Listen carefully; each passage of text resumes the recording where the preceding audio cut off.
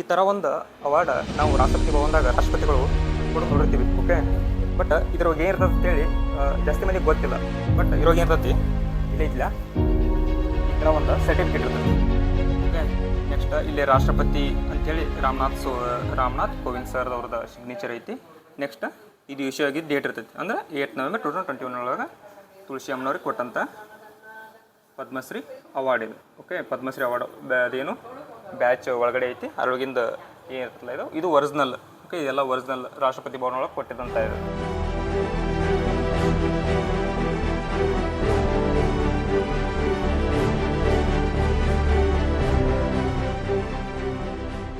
ಅವರೊಂದು ಈ ಪರಿಸರಕ್ಕೆ ಕೊಟ್ಟಂಥ ಕೊಡುಗೆ ಸಂಬಂಧ ರಾಜ್ಯ ಸರ್ಕಾರ ಆಗಲಿ ಸೆಂಟ್ರಲ್ ಗೌರ್ಮೆಂಟಿನಾಗಲಿ ಇಷ್ಟೆಲ್ಲ ಪ್ರಶಸ್ತಿಗಳು ಬಂದಿದ್ದಾವೆ. ಓಕೆ, ಕದಂಬೋತ್ಸವ ಅಂತ ಪ್ರಶಸ್ತಿ ಆಯಿತು.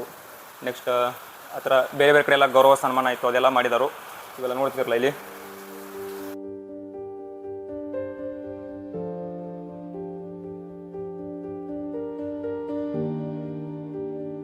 ಇಲ್ಲೇ ನೋಡ್ತಿರಲ್ಲ, ಇದು 2021 ಅವಾಗ ಅವ್ರಿಗೆ ಪದ್ಮಶ್ರೀ ಅವಾರ್ಡ್ ಸಿಕ್ಕಿತ್ತಲ್ಲ, ಅವಾಗ ತೆಗೆದಂಥ ಫೋಟೋ ಇದು.